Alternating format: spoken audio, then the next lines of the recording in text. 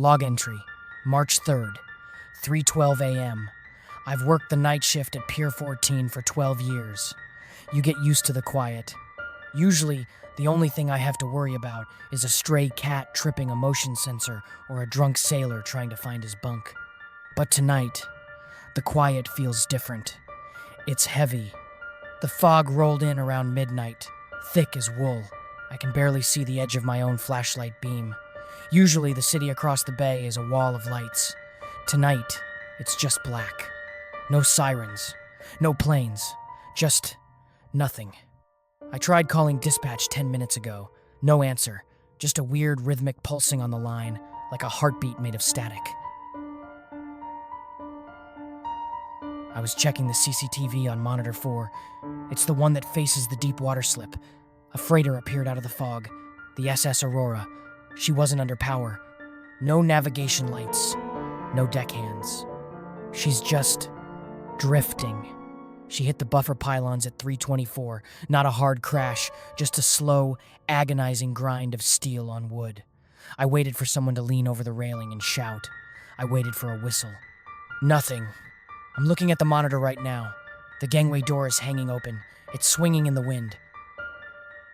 Wait, someone's on the dock. I'm out of the booth now. I've got my mag light and my radio. I'm about 50 yards from the ship. There's a man standing near the edge of the pier. He's wearing a reflective vest, probably a dock worker from the evening shift, but he's not working. He's just standing there, facing the water. His head is tilted back at an angle that, God, that can't be comfortable. He looks like he's trying to swallow the fog. "Hey!" I shouted. He didn't move. "Sir, Pier 14 is closed. You need to identify yourself." I clicked on my high beams. The light hit him. He's vibrating, not shivering from the cold. It's a high-speed tremor, and his eyes, they aren't looking at me.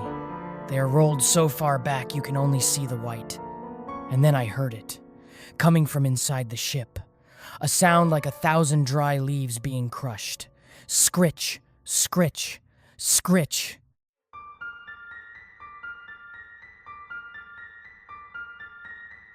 They're coming off the ship. They aren't running. They are stumbling, falling over each other, dragging limbs that shouldn't be able to carry weight. They all have that same vibration, that same look. I'm back in the booth. I've locked the heavy steel door, but the windows are just reinforced glass. I'm watching them through the monitor. There are dozens of them now. They've surrounded the Aurora. My radio finally chirped. It wasn't my boss. It was a woman's voice. She was whispering, "Don't make noise." They follow the sound.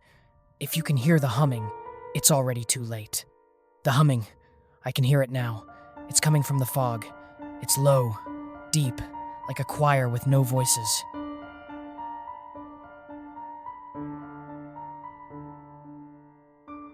They found the booth.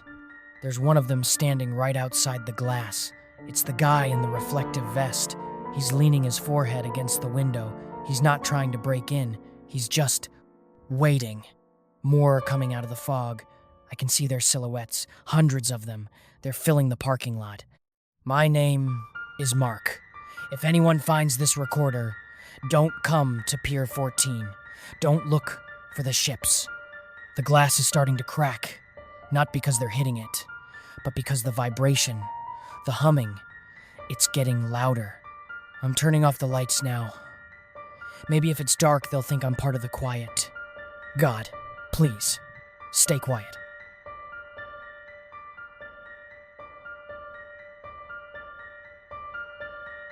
Signal lost. Pier 14 is dark. If you're hearing this, you're now a witness to the archive. We are collecting every diary, every last word from the collapse. If you want to see the next entry before the static takes it, you need to subscribe to the Ground Zero Diaries. Don't let these stories be forgotten. Like this transmission to help the signal reach other survivors. And if you have a story of your own, if you saw what happened when the lights went out, leave a comment below. We're listening.